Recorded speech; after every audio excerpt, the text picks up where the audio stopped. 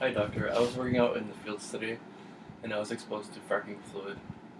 Okay, I'll go ahead and take a look at our records. Maybe we have some information, some material data sheet. I'll be right back. I went ahead and asked some colleagues as well as checked our MSDS inventory, and I couldn't find any information about what chemicals you were potentially exposed to. That information somehow has not been released to us, and so there's nothing I can prescribe or a treatment I can give to you. So there's nothing that can be done. At the moment, as far as I know, there's nothing I can do to help you. This is a possible reality for operators working with fracking fluid at hydraulic fracturing sites. Due to the current federal exemptions under the Safe Water Drinking Act, major oil corporations have been authorized to conceal the chemical composition of fracking fluid used in field operations. Due to this exemption, the safety and security of fracking operators has been jeopardized as medical professionals lack the necessary chemical composition information to ensure a correct medical treatment in the case of an exposure to the fluid is given to patients.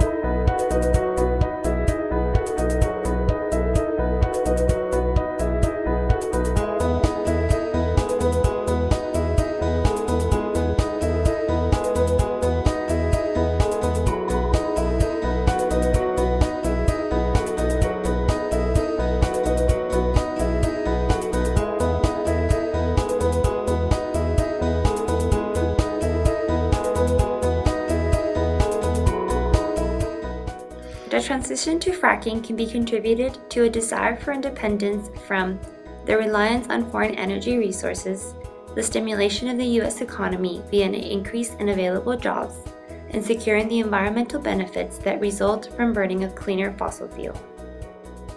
While fracking has provided a solution to the high energy demand in the United States, the current disclosure of the composition of fracking fluid has caused a concern for the safety and security of fracking operators.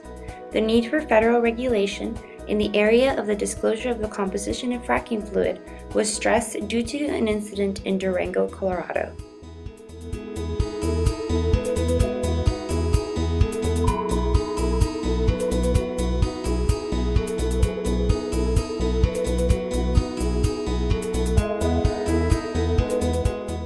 The risk of an exposure to an unregulated, unknown hazardous substance is a danger operators face every day.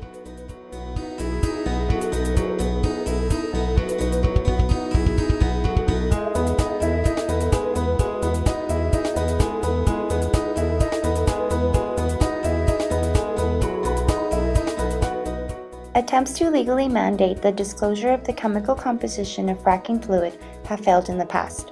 On March 15, 2011, the FRAC Act was introduced in the House of Representatives to repeal the exemption of regulation of fracking in the Safe Water Drinking Act legislation.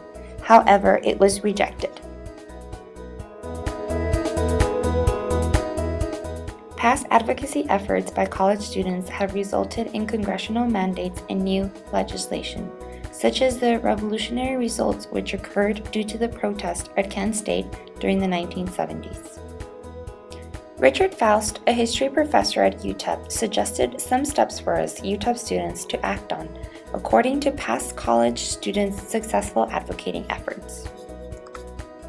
You start with an idea. Your idea is that they need to be held accountable, okay? You need to spread that throughout your group or a major group throughout the whole college. You have 30,000 people here. If people make it important enough, it's not going to die. Just like in Vietnam. I mean, during the Vietnam War, students made it so important, that we get out of the war, that Nixon was finally forced to take us out. So you give numbers and you go to your local legislator and you say, this is important to us. You need to address this. If you don't, you're not getting our votes. Numbers make a difference. It does. It does, because it terrifies legislators to see numbers coming at them to force them to address something. It's real good to do this in a class, and think of it that way, but it doesn't really lead to anything. Action is what leads to something. In order to protect the safety and security of fracking operators, we as UW students must speak out and advocate the reintroduction of the FRAC Act. Start with change coming from you by becoming informed in the current status of fracking and allow your voice to be heard. Be the voice for those who cannot advocate on their own behalf.